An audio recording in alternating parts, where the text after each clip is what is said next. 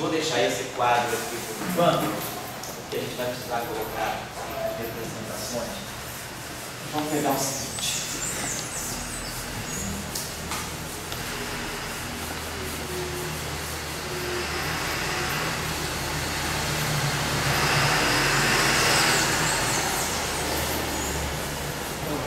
Nós estávamos falando de construir, né? Nós estávamos usando o grupo SO4 como grupo de simetria interna para construir um padrão de quebra de simetria, onde a gente visse um grupo de simetria residual que não fosse tão trivial.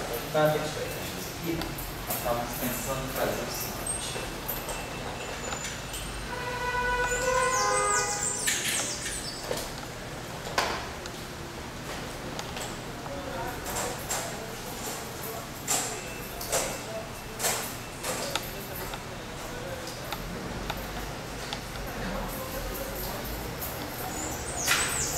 Então, nós estávamos pensando em construir um modelo baseado num grupo de simetria, num grupo de gauge que fosse SO4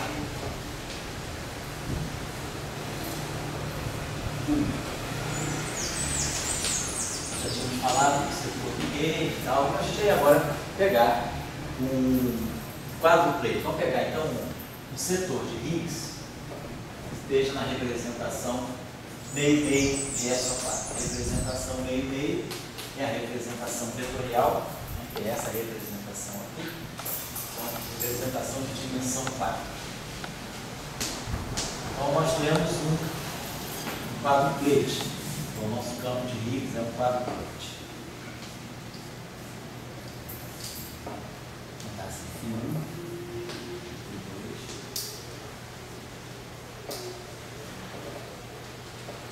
Então, vamos dizer que o nosso campo de Higgs seja um campo complexo, né? Seja um quadro plate complexo. Ali a gente vai, como sempre, colocar o potencial de Higgs. Vamos ter aquele potencial de 2 da aqui.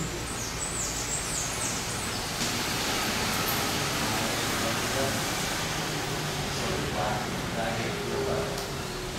Isso é o potencial do Higgs sozinho. É o potencial desse quadro plate. Então, o Higgs tem que ser definido como um spin-on também. É como um quadro vetor. Na verdade, está na representação meio-meio de SO4. Então, ele é um quadro vetor de SO4. Mas eu estou colocando ele em forma de um vetor coluna, né? Mas ele é uma representação quadro. O que seria o spin-on de SO4 seriam as representações meio 0 e 0 meio. São representações bidimensionais. Seria a representação de dimensão 2, né? Quer dizer, SO4, a gente pode pensar assim. Quer dizer, a gente tem a representação meio, que tem as dimensões, né? As representações de SO4, né? São dimensão 2, que é a representação meio 0. Aí nós temos a dimensão 4, que é a representação vetorial. Aí a gente tem depois a dimensão, podemos pegar uma representação de dimensão 8. Pode ser, porque a gente pode pensar assim, essa dimensão aqui é a dimensão espinorial, a representação espinorial. Então eu pego o espinor se alfa de SO4. Então ele tem 1 e 2, seria um dublete de SO4. Então, um dublete de SO4, num objeto ψ1, ψ2, seria um dublete de SO4. Então esse cara aqui está na representação meio 0, que é equivalente à representação 0 meio. Esse cara é um dublete de SO4.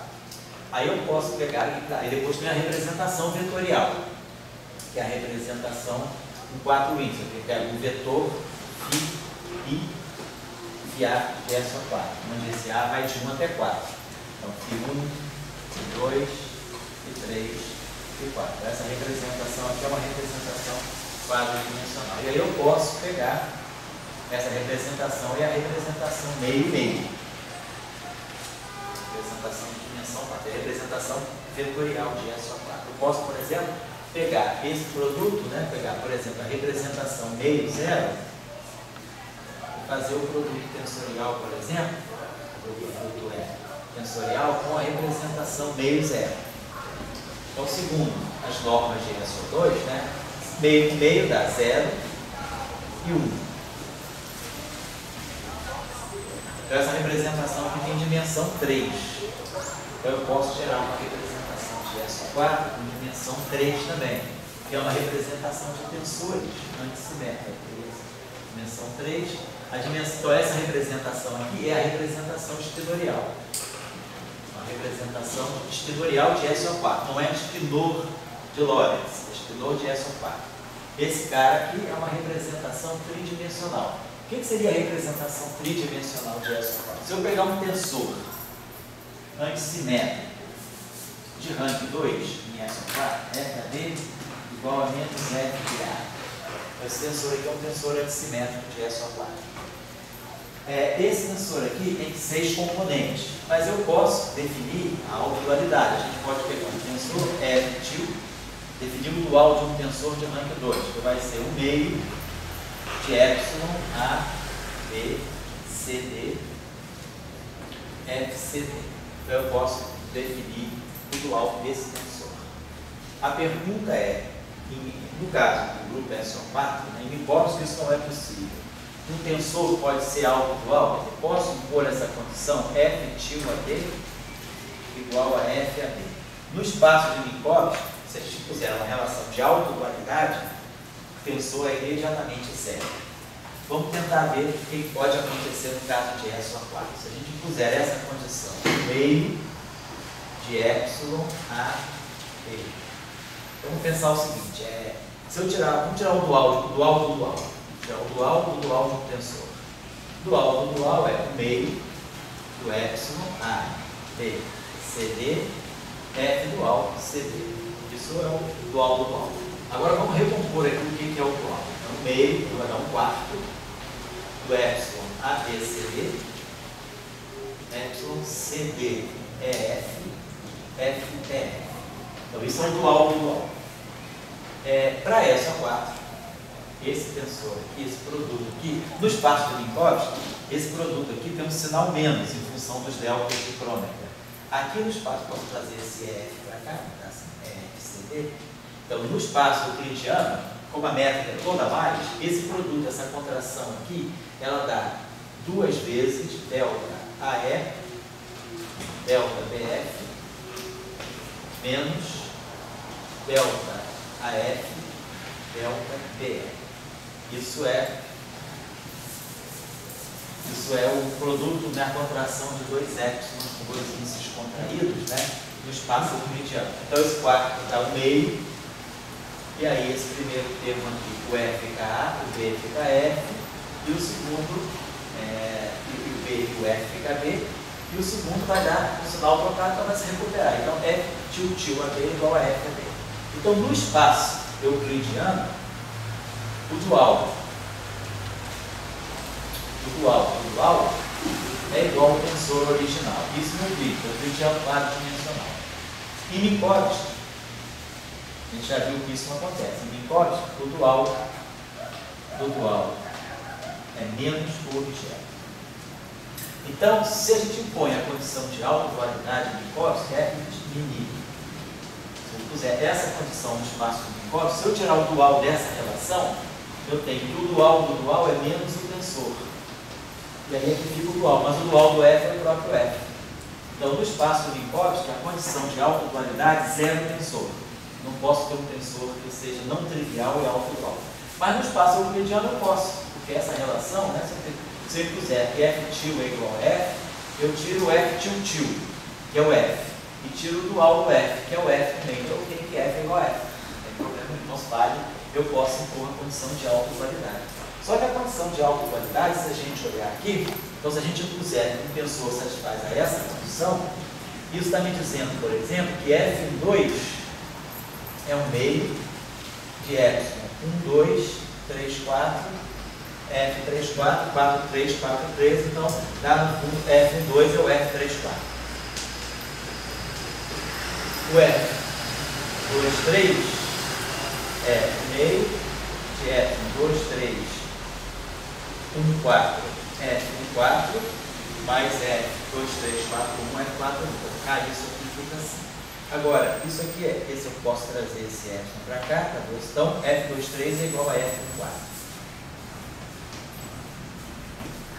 1, 2, 2, 3, 3, 1.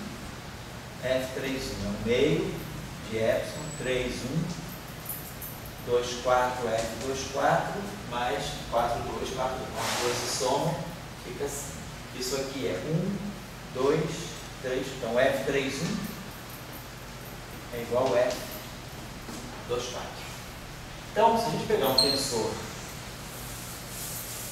autodual de rank 2, isso tudo tem a ver com as representações. Então, se eu pegar esse tensor, FAB, vou botar aqui para a gente ter. Então, ele é F2, ele é antissimétrico, a diagonal dele é toda zero. Então, aqui vai ficar 1, 2, 1, 3, 2, 3, 1, 4.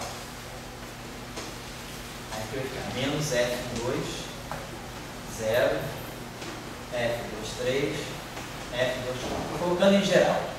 Menos F1, 3, menos F2, 3, 0, F3, 4. Menos F1, 4, menos F2, 4, menos F3, 4. Então, esse aqui é um tensor antissimétrico de rank 2 geral. Ele tem 6 componentes. 1, 2, 3, 4, 5, 6, independentes. Aí a gente viu o F3, 4 é o F2. Esse 2, 3, 1, 4, pode acontecer isso mesmo? O quê? Está certo mesmo? Esse 1, 2, 2, 1, 3, aonde? 2, aquele foi o cíclico. 1, 2, 3, 4. O outro dele não deu cíclico. 2, 3, 1, 4. Ah, é o pedaço do F, do epsilon. Então, o F, agora, o F2, 3 é o F1, 4. E o F2, 4 é o F3, 1, que é menos o F3. Então, na verdade, a gente mostra isso aqui, então isso aqui é menos, então isso aqui é menos F4. Acho que é menos F4. Então isso aqui é menos F4, de novo, vai. Isso aqui é mais F3. Isso aqui é menos F3. Então, na verdade, o que aconteceu quando eu impus a condição de autodualidade?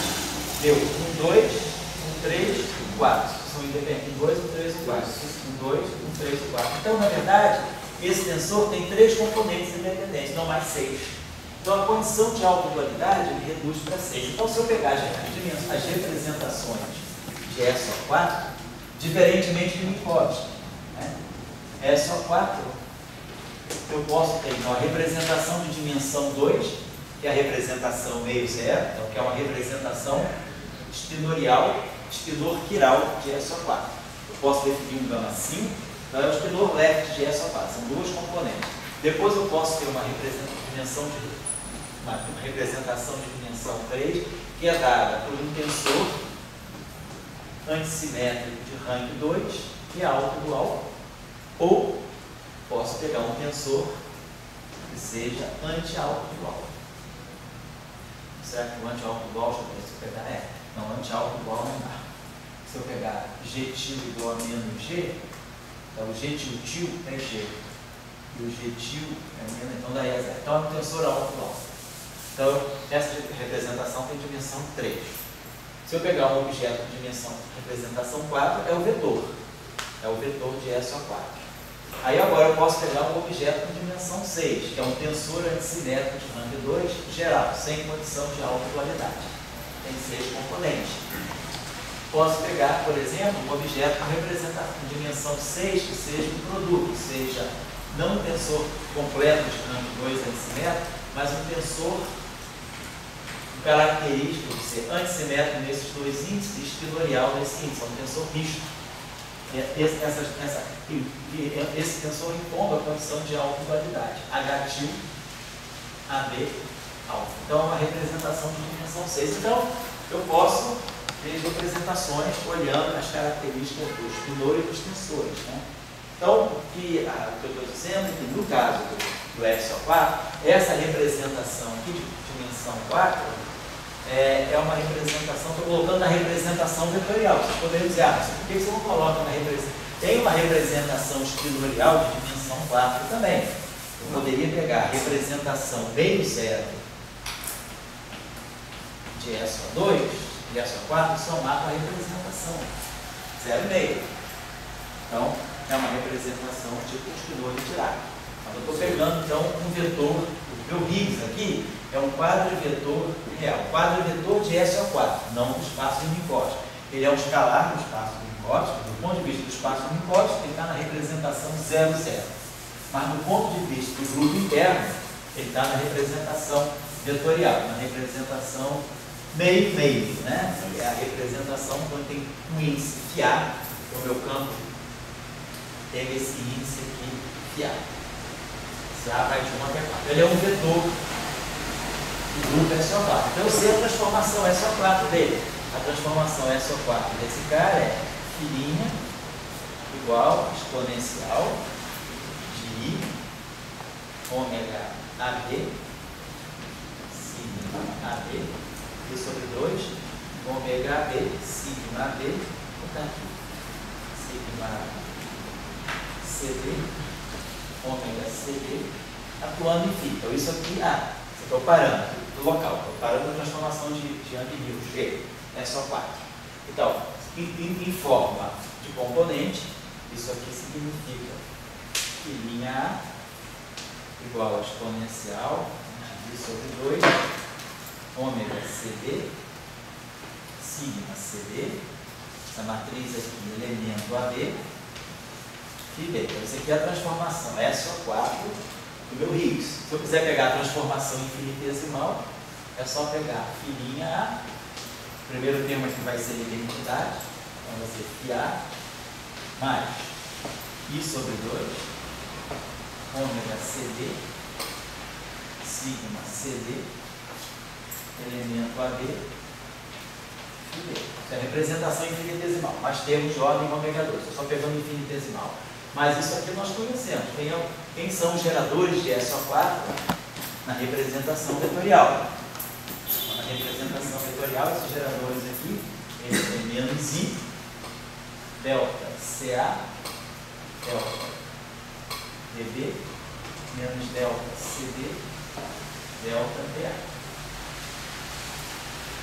Essa representação, essa é a transformação infinitesimal. Então, é uma transformação infinitesimal do delta FA. Esse I com esse menos I dá 1. Esse aqui dá meio, então isso aqui vai ficar ômega AB B duas vezes. Esse aqui com sinal oposto vai ficar, no final do dia vai ficar ômega AB e X φD. Então essa aqui é a transformação de Gauge infinitesimal desse Higgs na representação que nós colocamos. Então isso aí está bem estão completamente especificadas as transformações SO4 desse objeto. Então ele tem esses geradores. Então isso significa que em termos de, deixa eu parar isso aqui, em termos de derivada covariante, então, quando eu acoplar esse campo com o setor de SO4, né, que é o único, então a derivada covariante de Gauge do φ vai ser derivada ordinária de φ mais I, constante de acoplamento de SO4, campos de Gauge de SO4, geradores de SO4, então eu posso falar por 2, porque encontrando 2 desses, é simétrico, atuando em φ, agora mais I, G', campo de Gauge do 1 e a carga do 1. Vamos dizer que esse campo φ, quer dizer, não estou dizendo que ele é real, estou dizendo que ele é um quadrivetor de SO4, ele pode ser complexo, então ele pode ter uma transformação de fase. Aqui eu vou colocar a carga 1 do φ. Vamos dizer que esse φ tem a carga, o que significa a transformação dele segundo o 1 é essa aqui. Linha exponencial de I. Os parâmetros da transformação do grupo 1, vamos dizer, parâmetros alfa. A carga desse campo, segundo essa simetria, atuando no campo. Então, digamos que esse campo tem a carga, sei lá, Q, que a carga, o 1 dele, a carga desse grupo aqui seja o quê? Então, eu vou botar a minha carga aqui. A carga faz o papel do gerador, no caso abeliano. Então, essa é a derivada covariante.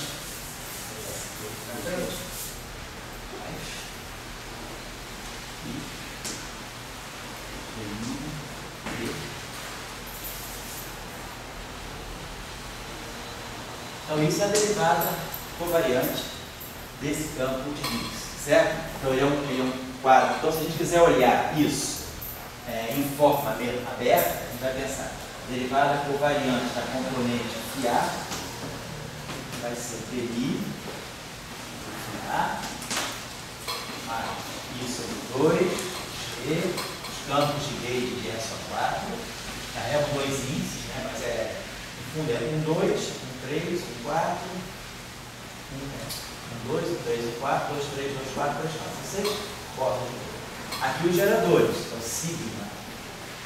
Aqui eu botei, vamos chamar isso aqui de CD. BMI CD, sigma CD, A, D, D, mais I, G, Y, A. Todas as componentes se transformam com a mesma face. Segundo o grupo 1, todas as componentes têm a mesma face. Esse objeto aqui nós sabemos quem é, então mais uma vez nós sabemos quem é esse objeto aqui. Isso aqui é menos I, delta CA, delta DB, menos delta CD, delta DA. Então, colocando agora isso aqui.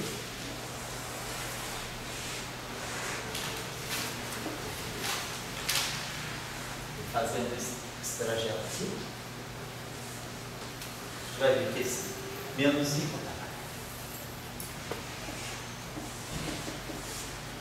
fazendo esse cálculo aqui desse termo central, que é o termo só de G só 4, o I com menos I dá 1, tem um fator meio, então vai ficar um G sobre 2.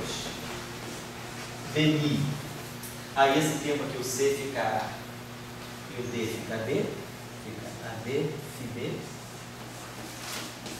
E no outro termo, fica o contrário, fica Mi, BA. Mas BMI, BA é menos BMI, AB. Então esse termo aqui junta com esse fator 2 cai fora. Então esse termo todo aqui, quer dizer, a interação de Gauge de E só 4, no fundo fica simplificada, porque nós conhecemos a representação do campo de Higgs, então sabemos quais são os elementos de matriz do gerador, e aí a gente pode substituir tudo isso aqui. O somatório nas outras componentes. Então. Isso, VA, somatório exatamente em B, mais G, BMI, AD, FB. E aqui é tudo. Para cada componente A, então para cada uma das 4 componentes, para cada uma das 4 componentes eu tenho essa expressão. Então, por exemplo, a componente φ1, ela se acopla com o potencial B1, BMI 1. Aí vai 2, 3, 4. Então, ela vai ter 1, 2, 1, 3, 1, 4. O A é 1. Se eu pegar a componente, então, essa componente, essa interação de E só 4, é a interação que acopla os diferentes bósons de Gauge de E só 4 com o Higgs. O Higgs são as 4 componentes. O que significa, fisicamente falando, as outras componentes nesses? Não, quer dizer, o Higgs tem 4 componentes. O Higgs tem 4 componentes. Então significa que você está vendo a interação de Gauge para cada uma da componente. Sim, mas o que as componentes significam fisicamente? Porque isso é só uma representação. As componentes. Para saber o que elas significam, eu teria que ir para a representação 00, que você falou. É isso? Não, quer dizer, para você. Não, quer dizer, isso tudo. Tá, esse φ ali, ele é um escalar do Lorentz, mas que carrega um índice de E só 4. Quer dizer, são 4, na verdade, você tem 4 escalares complexos do grupo de Lorentz, 4 tipos de campos de Klein-Gordon, né? Complexos, só que interagindo com os potenciais de Gauge dessa forma. Agora, o que significa as 4 componentes do campo de Higgs? Então, nós vamos ter que ver o espectro, depois da quebra da simetria, vamos ter que ver qual é o espectro, saber, essa componente φ1 corresponde a um bóson massivo. Vamos ver o que vai acontecer. Tem que dar uma interpretação física para as 4 componentes do campo. Tem um campo, é o quadruplet, nesse caso. O campo tem várias componentes, do ponto de vista do interno. É como se fosse o Higgs do SO2. No caso do salão da Schleimer, o meu Higgs tem 2 componentes, é um dublete de SO2, tá? Na teoria eletrofrágil. Quem é o meu Higgs? Meu Higgs é um dublete de SO2. Então, aqui eu tenho aquilo que a gente associa como sendo Higgs carregado, que a gente chama de Φ+, e aqui o Higgs neutro. Isso é a nossa atribuição para o campo de Higgs. Aí a gente sabe, esse campo aqui é um campo complexo. Então, esse campo aqui é o I mais I, e esse campo aqui é um complexo de carga zero, que eu vou chamar de, sei lá, de H mais I, Xi. Mas isso também não deixa de ser um espinor. É só um espinor menor. Não, ele não é um espinor. Quer dizer, ele é um espinor de SO2, né? Ele é um espinor de SO2. Aqui não. Aqui é um vetor de SO4. Porque o meu grupo SO4, ele tem representação espinorial. Tá aqui. Representação espinorial tem dimensão 2. Então, o que é se o meu Higgs fosse, que é outra situação que eu deixei para a gente contemplar, que é colocar o Higgs numa representação espinorial de SO4. Então, eu posso tomar não esse Higgs, eu vou tomar um Higgs assim, ou seja, um dublete de SO4. Vou pegar outra situação, que é esse Higgs aqui. Aí os geradores já não são mais aqueles, esses aqui. Eu tenho que ler os geradores por aqui. Estou na representação meio zero. Então, meus geradores são esses aqui. Aí vou gerar outra física. Aí você vai gerar outras interações. A física, vamos dizer, é a mesma. É isso que eu me pergunto. A física não. A física ela é ditada, o grupo de Gauge te dita o quê? O grupo de Gauge te dita a constante de acoplamento, que é universal, independe da representação, e te dá também quem são os bósons intermediários da interação, que independe da representação. Toda e qualquer representação vai ter os mesmos bósons intermediários. Agora, dependendo da representação, você vai ter a interação daquele campo que você tem com certos bósons intermediários. É igual ao eletromagnetismo. No eletromagnetismo, você tem vamos dizer, a partícula tendo carga, que ela interage com o fóton. A partícula não tendo carga, ela não interage com o fóton. A constante de acoplamento do eletromagnetismo é a mesma para todo mundo. Mas ela ter carga ou não ter carga não depende da representação. Depende. Se você pegar um campo descarregado, ele é um simplete do grupo de Gauge. Se você pegar um campo com carga 1, a transformação de Gauge dele é I alfa carga igual a 1, φ. Se o teu campo tiver carga menos 2, a transformação de Gauge dele é essa aqui. Você sempre coloca carga zero, a transformação de I alfa Q. Então o valor da carga... Oi? Esse que é zero, a transformação é aquela mesma que você escreveu. Não, se a carga é zero, é isso aqui. É isso aí. Então isso é invariante. Então, se a carga é zero, ele não tem interação com o bóson de Gauge. Sim. Agora, se a carga é 1, ou menos 1, ou 2, ou menos 2, ele interage com o bóson de Gauge. Só que o valor da carga vai estar em frente à constante de acoplamento. Então, você vai ter um sistema mais acoplado ou menos acoplado. O que a representação faz você mudar são os acoplamentos. Você não muda a física no sentido de que você tem a mesma constante de acoplamento, você tem os mesmos bósons de Gauge. Se mudou o acoplamento, você muda tudo. Se você pegar um campo, interage com os outros campos. É isso, você não mudou a física no sentido de que universalmente a interação é a mesma, mas a maneira de interagir é diferente. Minha pergunta é baseada no que você falou no início, que você disse que no Lorentz seria uma representação 0,0.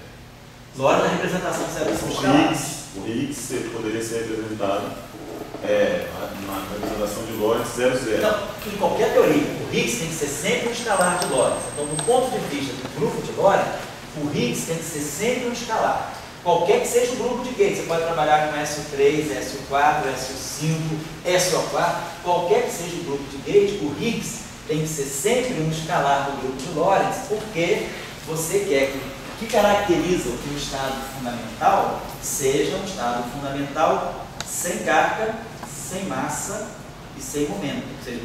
Ou seja, se você quiser pensar em teoria quântica de campo, o valor esperado do campo de Higgs, para não quebrar a simetria de Lorentz, o único jeito de um campo adquirir valor esperado no vácuo e não quebrar a simetria de Lorentz, ele ser não trivial, e não quebrar a simetria de Lorentz, é que esse campo seja um escalar. Por quê? Porque se você tiver um campo qualquer, imagina que você pega um campo φ qualquer, esse campo φ tem um spin S, e aqui seja o vácuo. Se você tirar o valor esperado no vácuo de um campo que tenha um certo spin, não importa qual seja o spin, então pela estrutura, o vácuo é de spin zero, o vácuo é um escalar, o vácuo ele é isotrópico, ou seja, ele é invariante rotacional. Então o vácuo tem spin zero, então spin S com spin zero dá spin S. Agora, então você vai ter o produto escalar de um estado de spin zero por um estado de spin S. Se o spin é diferente de zero, esse produto escalar é sempre zero. Então, a invariância rotacional do vácuo te diz que se um campo qualquer tiver valor esperado no vácuo, tiver spin diferente de zero, o valor esperado no vácuo dele vai ter que ser sempre zero. Então, se você pegar um campo escalar, o spin é zero. Zero com zero dá zero.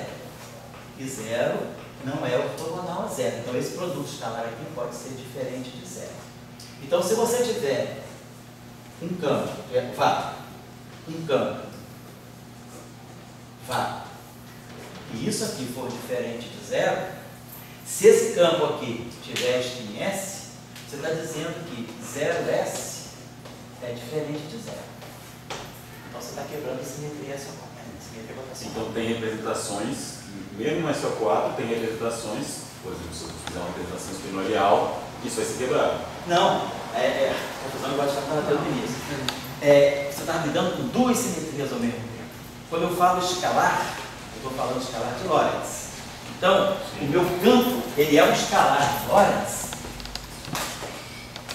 mas ele tem um índice espinorial, mas esse índice espinorial não é de Minkowski. Esse índice espinorial é de SO4.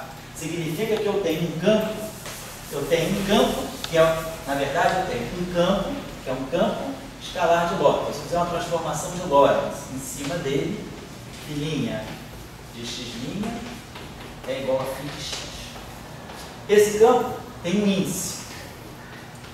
Esse índice não se transforma segundo Lorentz. Significa que se alfa' de x' é o φ alfa de x. Isso não é uma transformação. Esse índice não é de Lorentz. Esse índice é de SO4.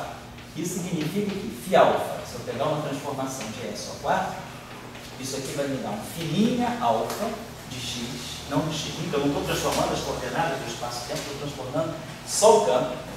Uma matriz SO4 F alfa beta, φ beta de x. Então eu estou dizendo que o meu campo ele é um escalar de Lorentz e simultaneamente ele é um espinor de SO4. Você tem que dizer isso porque senão ele não se acopla com o eletrofrágil. Isso. Isso é então a minha pergunta é, se você tentasse escrever, como a gente está entrando no início de teoria de campos, um campo escalar no espaço quadridimensional sem esse índice, simplesmente não é viável. Ele não se acopla ao campo de Higgs. Não se acompanha ninguém. Ele não existe. Ele é campo livre. Acaba, por essência, não existindo nenhuma interagem. Exato. Então, quando você adiciona esse índice na teoria para escrever, porque você precisa que exista um campo escalar, porque só um campo escalar corresponde a essa exponente, e ao mesmo tempo você precisa que ele interaja com gente que tem carga, que tem spin. Isso. E aí você faz isso tudo, você liga a mão. Claro. Você precisa de... A simetria eu coloquei a mão. Quando eu vi, você pensou lá, eu quero um campo que resolva essas condições, Isso. então eu tenho que botar desse jeito aqui, e botou lá a equação e todo mundo. Pô, isso funciona. Exatamente. Você que tem que escolher. Isso tudo é intervenção tua. Ué, quem faz a teoria Quem faz a realidade não sou eu. você faz. Meu querido, quem em física não faz a realidade?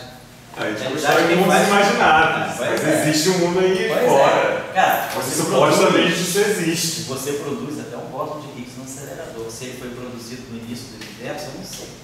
Agora, que a gente conseguiu produzir no acelerador, conseguiu. Então, você cria uma coisa e você depois descobre. Não, para dizer, o que eu quero, justamente, para mim não me basta isso, ele produziu. Eu quero que ele confirmar que ele faz o que se diz que ele faz. Então, aí você vai no acelerador e você detectou ele. E aí, detectar formas de descobrir se eles se interagem do jeito certo. Isso. Como é que você vai descobrir se eles interagem do jeito certo? Vendo, por exemplo, sessões de choque, vendo as ressonâncias para ver se elas correspondem aos objetos naquela região de massa que você prevê. Então você tem toda uma fenomenologia que você vai poder testar. Mas o que eu estou vendo que assim, a dúvida que pairou um pouco no ar aqui é, talvez o que eu tenha escrito tenha sido infeliz em escolher o grupo SO4, que aí confundiu vocês com o Minkowski. Eu estou querendo dizer o seguinte, eu tenho um espaço de Minkowski. Em cada ponto do espaço do Minkowski eu tenho meu campo. Tem um certo campo φ de x'.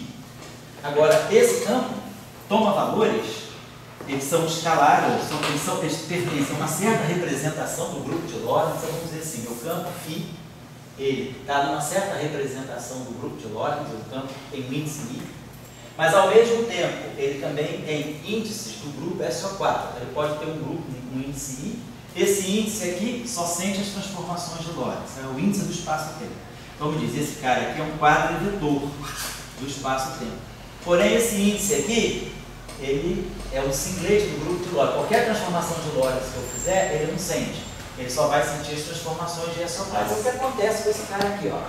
Os bósons de gauge de SO4, eles são quadrivetores do espaço de Minkowski. Então, se eu fizer uma transformação de Lorentz em cima dele, ele vai se transformar assim. Transformação de Lorentz em cima, cotação. A transformação BI a B. Lorentz transformado vai ser a matriz lambda a menos 1. Cotação em cima. Pegar o quadro, então pegar esse campo vetorial. Então, esse campo vetorial ele tem o índice de Lorentz e esses dois índices de SO4. Por uma transformação de Lorentz no espaço-tempo, ele vai sofrer essa transformação que nós já conhecemos, são as nossas conhecidas transformações de Lorentz. Você vê que eu faço uma transformação de Lorentz, o índice AB fica completamente inerte. Aí agora eu vou fazer uma transformação do BI a B, que não é uma transformação de Lorentz, mas é uma transformação de SO4. Então, esse meu campo vai se transformar desse modo. Vamos ver, com a matriz exponencial de I sobre 2, ômega CD, geradores sigma CD, vou colocar assim, vou colocar assim, tá, uma matriz R AC de SO4, uma matriz R BD SO4, BI CD. Então, essa transformação é a transformação de SO4 desse campo. Transformação geral. De SO4. Para todas as representações. Não, para a representação que tem dois índices lá. Esse campo está numa representação especial de SO4. Uma representação. Você está entendendo a minha dúvida sobre o negócio da representação? Minha pergunta também é sobre. Cada representação tem um gerador. Cada representação. A representação vai gerar interações diferentes. Mas quando você fala essa palavra representação, você fica sempre com a impressão de que você deveria ter coisas equivalentes, sim, representações diferentes.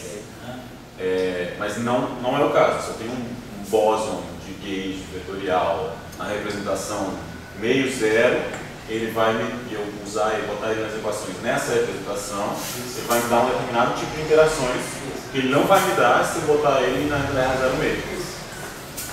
Aí a minha pergunta é, o que determina sou eu de novo. Eu e o experimento. O experimento vai me dizer o que existe e o que não existe. Às vezes o experimento determina. Pelo experimento você adivinha qual é a representação. Na teoria, você vê se conseguiu levantar aqui? Não. Mas só para dar uma informação. Se você vamos pegar uma situação concreta, que é o caso do neutrino do elétron, do decaimento teta, né? Você entende que os primeiros resultados experimentais das interações fracas indicavam a presença do elétron e do neutrino nos processos de decaimento fraco.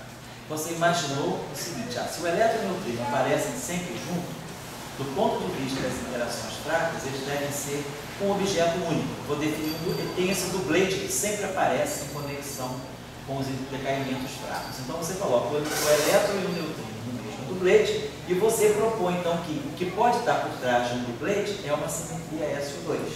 Então você faz vamos dizer assim, uma percepção de que tem uma simetria SO2. E aí você constrói Aí quando você vai trazer o bóson de Higgs para resolver a questão das massas, você já sabe aonde está, quais são as representações do elétron e do neutrino, e você já ajusta o bóson de Higgs de acordo com o elétron e o neutrino. Então é um processo de observação, e aí você depois intervém, você aí coloca o bóson de Higgs aonde?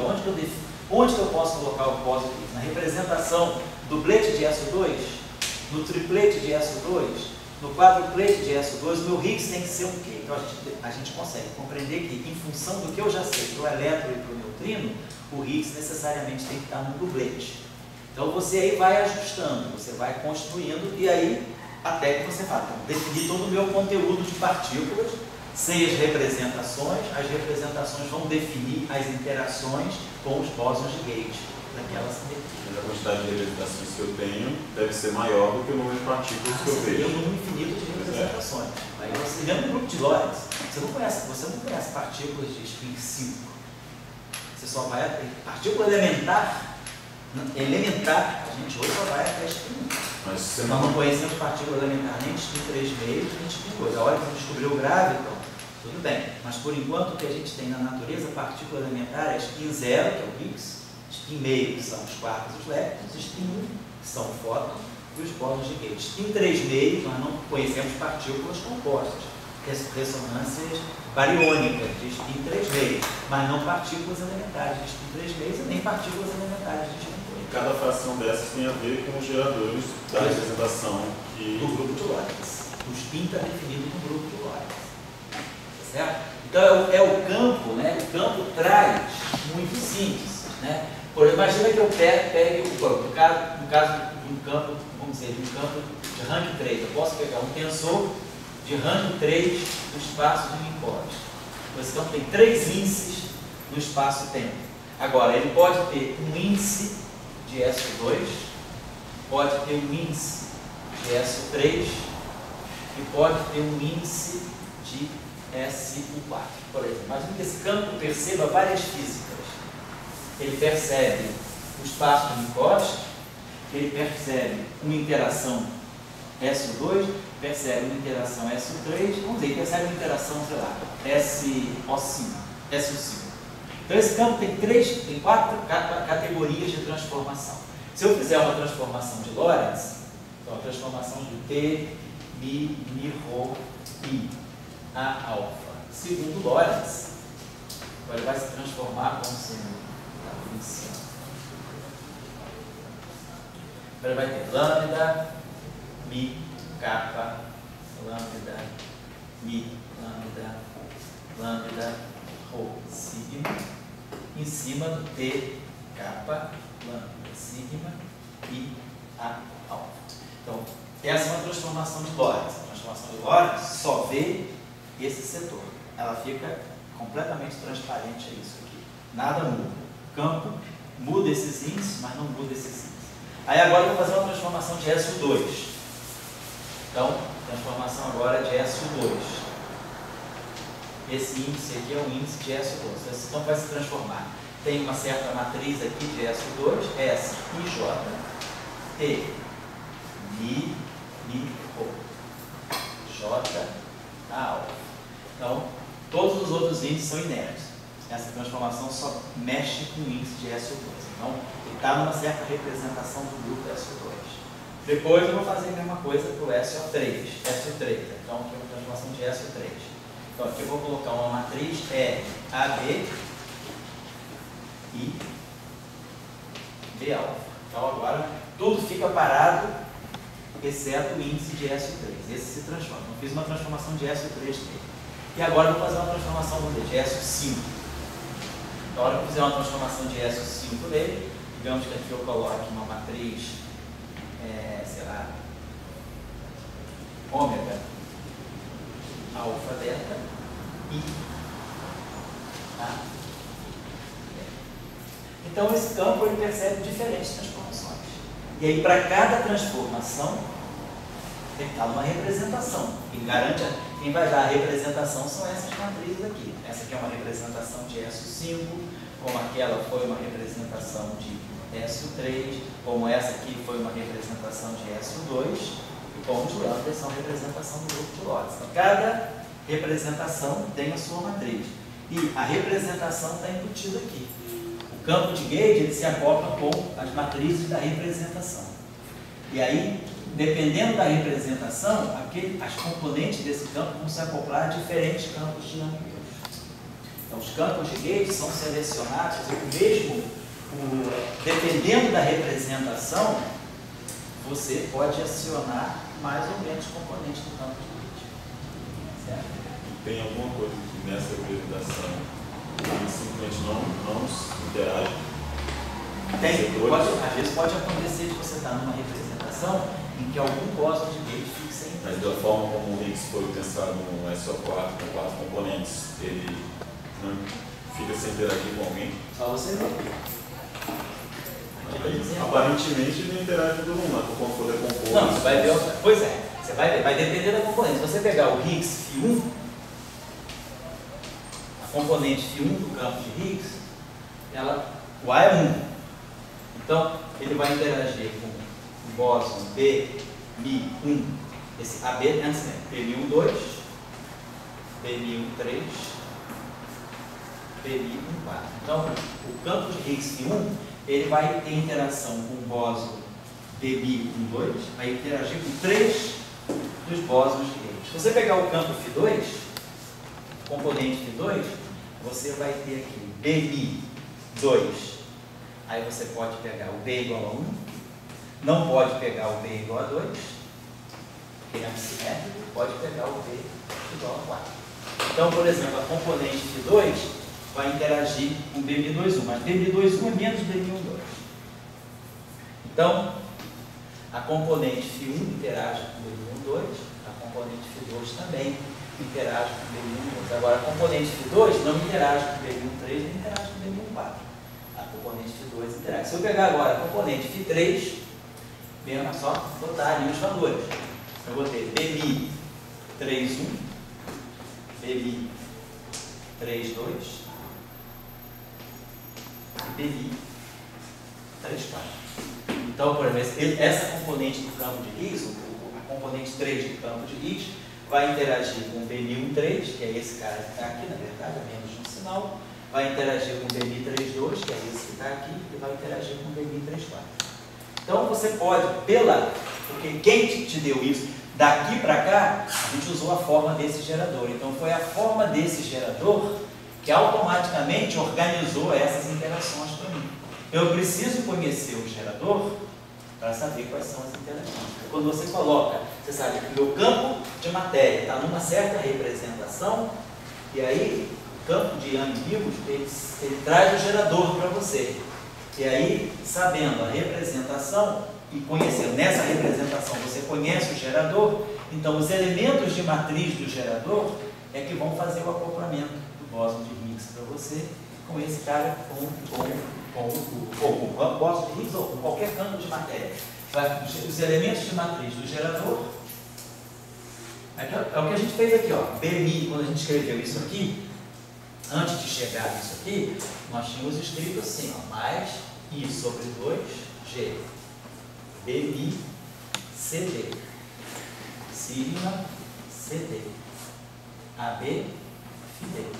Então, são os elementos de matriz do gerador que são decisivos para te acoplar isso com isso, porque é eles que vão fazer a ponte desse ABD com esse CD. Aí a gente colocou aqueles elementos de matriz do gerador, porque eu sei, esse cara está na representação quadridimensional de SO4, na representação vetorial de SO4. As matrizes têm esses elementos aqui, e aí coloco esses elementos aqui, fiz aquela multiplicaçãozinha lá dos deltas, e aí no final de tudo, a gente viu que tudo isso aqui se converteu nisso aqui.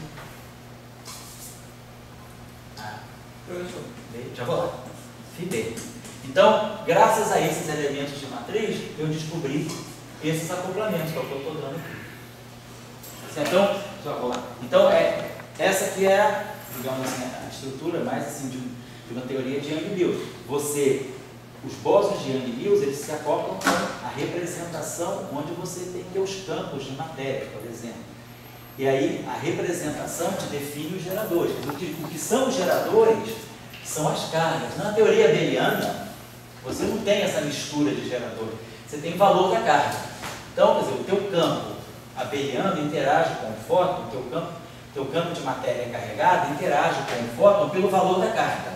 Se o campo é mais carregado, ele tem mais interação. Se o campo é menos, se a carga é 2, o acoplamento é 2G'. Se a carga é 1, o acoplamento é G'. Se a carga é 0, não tem acoplamento. Então, a carga é que mede a intensidade de quanto mais ou quanto menos o teu campo interage com o fóton. No caso não abeliano, você não tem uma carga, um valor da carga, você tem geradores. Então, as matrizes geradoras estão substituindo o que seria a carga na teoria abeliana. Então, esses elementos de matriz podem ser 2, 1. Então, dependendo do elemento de matriz, aquele acoplamento é maior ou menor. Essa aqui é, tá certo? Fala aí, Luiz. Não, só um comentário, assim, aproveitando o gancho que o Chico falou, só para sentar minhas ideias também. Fala aí. Mas, pelo que eu entendia, a inquietação dele era a questão do mudar a representação, você mudar o acoplamento, mudar a física, digamos assim. Mas, pelo menos onde eu consegui enxergar, sendo isso aí um toy model, tudo vale. Sim, você pode mudar. Não é um toy model. Mas assim, mas quando você pega natureza, a própria Annie Lewis, quando procurou a teoria deles, não foi para frente. Eles propuseram a representação, digamos assim, errada. Né? Pegaram o SO2 e era SO3. Fizeram um grupo errado. Assim, mas que eu estou imaginando. Não, mas vamos dizer que você tem o grupo certo. Então, o que eu estou imaginando é que, por exemplo, quando você pega o Higgs e coloca num duplete, você não escolheu isso por acaso. Não. Você poderia propor um quadruplete, mas quando você fosse para a natureza medir, o que você ia ver não seria. Mas eu digo, antes de você ir para a natureza, você não precisa nem ir para a natureza. Você pode ir para os princípios e para os conceitos. E você já não. Aí você vê. Na teoria eletrofrágil, você pode introduzir modelo Salant-Glach-Weinberg. Você pode introduzir um triplete de Higgs? Posso. Só que se eu colocar um triplete de Higgs, ele não vai gerar massa dos férreos. Não, sim, você não vai ter o resultado que você quer. Você quer ter um elétron massivo. Você pode, não precisa nem ir para o experimento. Antes de ir para o experimento, você vai para a teoria mesmo. A teoria te diz, se você, na teoria eletrofrágil, nós temos que partir de alguma coisa. Se nós partirmos de que o neutrino e o elétron estão num duplete, que o elétron light é uma outra partícula, que é um singlete de SO2, e eu quero imaginar, eu preciso ter um elétron massivo. Então, para fazer massa de elétron, para fazer massa de Dirac, eu preciso acoplar uma componente left com uma componente right. É o único jeito de eu formar a massa de Dirac. Então, não posso formar massa só com left ou só com right. Então, eu preciso acoplar esse cara com esse cara. Só que esse cara está no duplete, eu não posso quebrar o duplete para trazer ele para cá. Tem que respeitar a simetria. Então, eu vou propor esse acoplamento. Chamar esse cara aqui de em termos espinoriais, chamar isso aqui de left barrado, elétron left barrado, e boto aqui o meu elétron right. Beleza, eu consigo acoplar isso com isso. Mas isso aqui é um duplete de SO2. Isso aqui é um singlete de SO2. Então esse termo não é invariante. Ele é invariante de Lorentz, mas não é invariante de SO2. Por quê? Porque eu tenho um vetor linha multiplicado por um escalar. Então isso aí não é um escalar, não é um escalar de SO2. Isso é um vetor de SO2. Eu multiplico esse escalar por esse. Isso aqui é um escalar de SO2.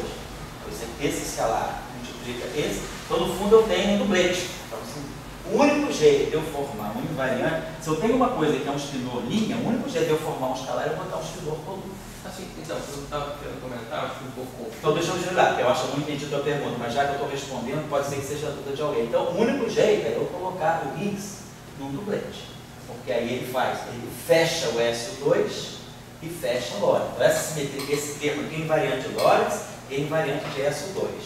Agora eu posso colocar o Higgs no triplete? Posso. Eu posso pegar um triplete de Higgs, Φ1, Φ2, Φ2. Só que um triplete nunca vai poder se ligar a esse termo. Então, com esse triplete, eu não vou conseguir nunca formar um termo de massa valente. O Higgs pode até interagir com os bósons de Gauge, não tem problema nenhum. Eu posso chegar e dizer, ó, meu Higgs é um triplete? É. Delif Dagger. Então eu tenho as interações de SO2, esse Higgs interage com todos os bósons de SO2. Ele só não vai conseguir interagir com o elétron leve e com o elétron right. Então, ele está na teoria? Tá. Só que ele não vai estar dando massa para ele. Deixa eu acabar aqui com ele. Fala aí. Então, quando eu falei em experimento, assim, a ideia assim, era a mesma. Porque, na verdade, assim, por mais que você possa colocar em várias representações, a física existe em uma. Assim, a física não coexiste em outras. Se você colocasse o Higgs em triplete, ele não formaria a massa como você está querendo que ele forme. Então, assim, a física, no fim das contas, ela não existe com o Higgs num triplete. A física de SO2. Isso. Tá. Mas agora, você pode ter uma teoria e simultaneamente você tem um Higgs no triplete e outro Higgs no triplete. Você pode ter mais representações no mesmo problema. Se você tiver neutrino massivo, você pode colocar um triplete de Higgs também. Mas quando eu digo em SO2... Em SO2. Você pode ter simetria SO2 e um triplete de Higgs para resolver o problema do neutrino massivo. No modelo de Salangash-Weinberg, como o neutrino tem massa zero, não estou preocupado com a massa do neutrino, que ela é zero, só quero a massa do elétron, eu boto o Higgs no triplete. Então, só para também limpar. O SO4 é para dar massa ao neutrino. O SO4? Não necessariamente, depende. Mas dá massa ao neutrino. Não, SO4 não.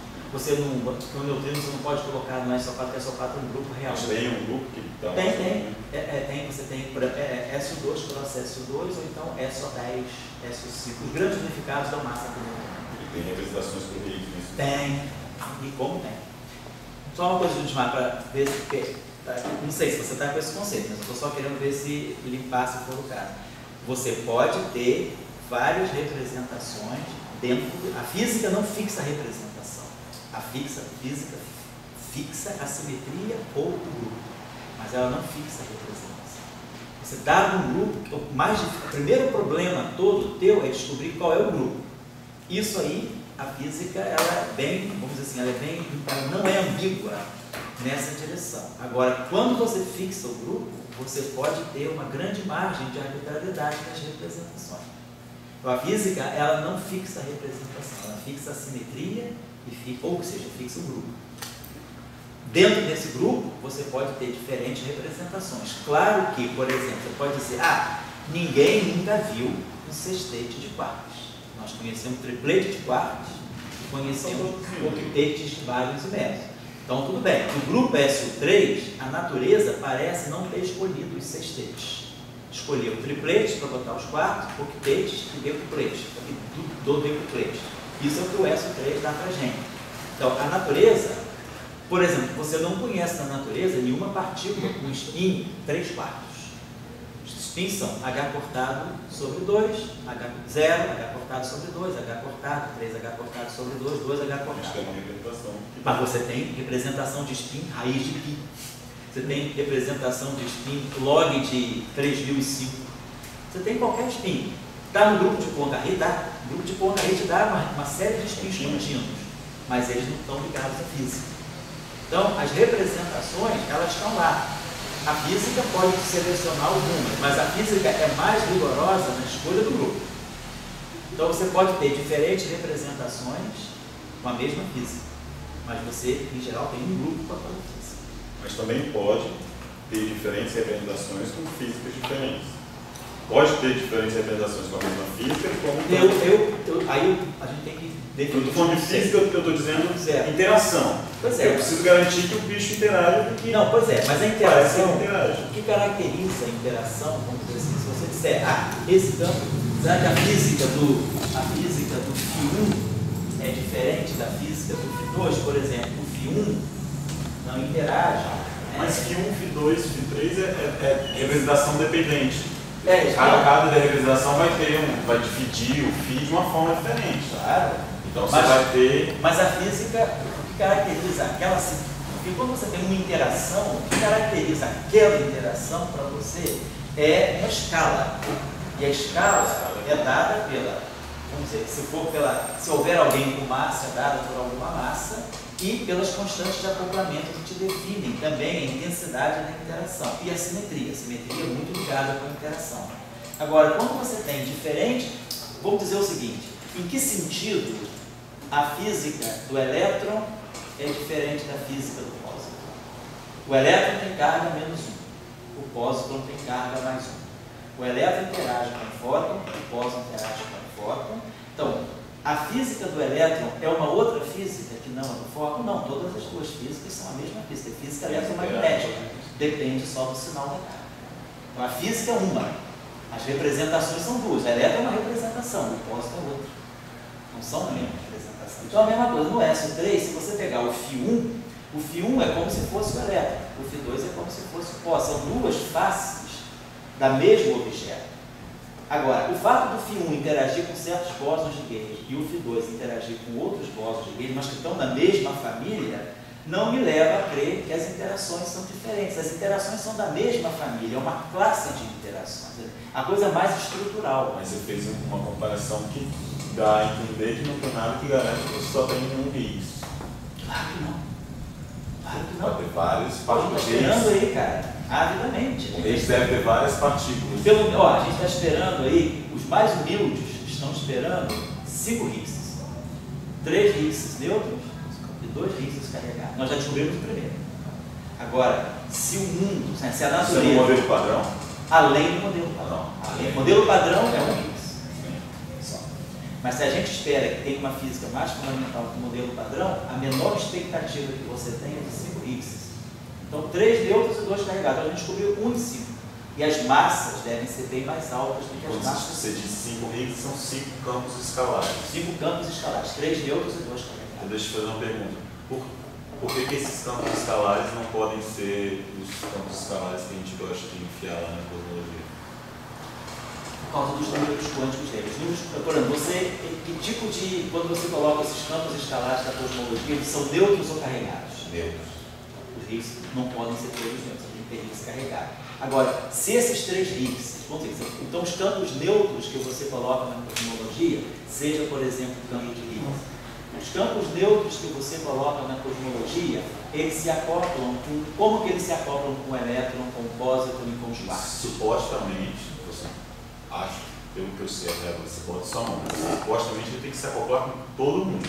Com todos Porque é ele que decai em todo mundo. Sei. Todos os modos dele decaem cada um num setor diferente por uma quebra de simetria. Sei. Mas esse campo de Higgs está ligado a que simetria? Ele não tem esse nome, é o ínfimo. Não, digo, esse campo escalar. Ele é um singlet ou ele é um campo de alguma simetria? Eu não...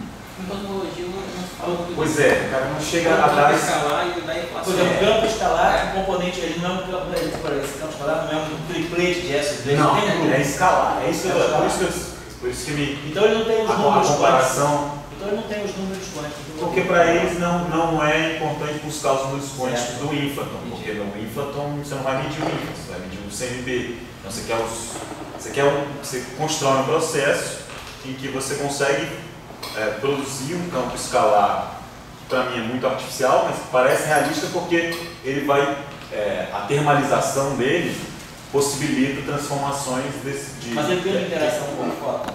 Sim. Como é que ele interage com o fóton? É minimamente, não minimamente? Como é que é a interação? Minimamente, complemento mínimo. Complemento mínimo. Com o Tudo fóton. se dá complemento Não, mínimo. complemento mínimo gravitacional. Gravitacional Com o fóton. também. Com o fóton. Se ele se acopla minimamente com o fóton, então ele é carregado. Não pode ser. O que é esse terceiro termo? Esse É o termo de acoplamento mínimo com o campo abeliano, com o fóton. Com o fóton. Seria o fóton. Se fosse o fóton, seria. Então, o campo para ter acoplamento mínimo com o fóton tem que ter carga. Mas eu estou apontando para trás de você para o Higgs. Isso. O Higgs não tem carga. Tem essa carga. Eu não estou dizendo que essa carga aqui para mim, não estou dizendo que essa carga é eletromagnética. É. É uma carga abeliana. Pois é. Não precisa Mas ser. ela se acopla com Um campo de Gauge, que não é o fóton. Eu não estou dizendo que o meu Yμ é o fóton. Então, é que eu não ele se estou acopla com o elétron e com o neutrino no setor fraco. Não se acopla com o setor eu elétrico. não sei fraco, Ele não vai interagir com o fóton de jeito nenhum. Aqui direto assim, não. Depende, vai depender. Nós temos que ver qual é isso que a gente tem que chegar. Nós temos que ver como é que esse cara vai quebrar a simetria para ver se sobra uma simetria abeliana no final do dia, porque aqui eu tenho 6 geradores, aqui eu tenho 7 geradores. Será que esse grupo aqui, será que esse Higgs aqui, essa aqui é a questão toda dessa aula? Seria a questão toda dessa aula. Quando eu colocar, mesmo sem o Dória, tá vendo? A culpa não é do Dória. Não tem problema não. Aqui vale tudo, não tem problema, estou só brincando. Então pronto, se a gente coloca o Higgs, aí a pergunta é, esse Higgs vai fazer o quê? Cá no final, depois que esse Higgs entrar em cena, quebrar a simetria espontaneamente, será que vai me sobrar um pulzinho para contar a história? E aí, será que esse pulzinho que vai sobrar lá no final de tudo pode ser o meu eletromagnetismo ou não? Eu posso interpretar isso como forma ou não? Então, isso cabe a nós. Nós que vamos decidir isso. A gente que está construindo um modelo. Depois a gente vai ver se ele é realístico ou não. Mas a gente tem um poder de decisão. Ou será que esse grupo aqui vai quebrar? Será que esse Higgs aqui vai fazer? Não, ele não vai conseguir quebrar tantas simetrias. Ele vai me jogar no final do dia com um SO2 e um U1. Será que eu termino meus dias com essa simetria aqui, depois que esse Higgs aqui que eu estou colocando aqui entrar em ação? Então, depende da representação. Nós estamos colocando hoje, nessa aula, o Higgs em uma representação quadruplete. Então, o meu Higgs tem 4 componentes. Se o meu Higgs tem 4 componentes e ele quebrar a simetria, o que sobra daqui? Aí, se eu mudo a simetria, se eu agora falar, não, meu Higgs não é um quadrivetor de SO4. Meu Higgs é um spinor de SO4. Ele está na representação meio zero de SO4. Então, eu vou colocar um Higgs que tem um índice φ, onde esse alfa vai de 1 a 2. É uma representação bidimensional de SO4. Se eu colocar o Higgs nessa representação e ele quebrar a simetria, o que me sobra aqui? Já não sobra mais isso? Mas sobra o quê? Então, o que nós estamos querendo ver, vocês ganham através desse exemplo, mas familiaridade, né? Depois a gente generaliza o argumento é estrutural. Mas eu acho que você colocar um argumento muito estrutural na primeira visão, você não percebe o que está lá dentro. Então, eu estou tentando colocar o problema, por isso que a gente gastou um tempão catalogando os geradores, vendo o que está acontecendo dentro do grupo. Aí agora nós vamos colocar o Higgs dentro desse grupo. E aí a gente vai colocar o Higgs em diferentes representações. Colocando o Higgs em diferentes representações, se ele quebra a simetria, dependendo da representação que ele está, o grupo que sobra é um ou é outro. E aí eu posso ter a minha física final, pode ser mais rica, pode ser mais pobre, pode ser eletromagnetismo, mas pode ser mais do que eletromagnetismo. É isso que a gente tem que descobrir. É isso que está em jogo. Então, isso tudo só com o Higgs. Só com o Higgs. Só quem pode fazer isso é o Higgs, porque senão a outro campo quebraria a simetria de Lorentz. O que a gente quer fazer é não quebrar a simetria de Lorentz. O que está em jogo para nós é que o vácuo, quem caracteriza o vácuo não pode ter uma direção privilegiada. Então o vácuo não pode ter um spin intrínseco. O vácuo tem que ser isotrópico. Para o vácuo ser isotrópico, o único jeito é que ele seja caracterizado por um escalar.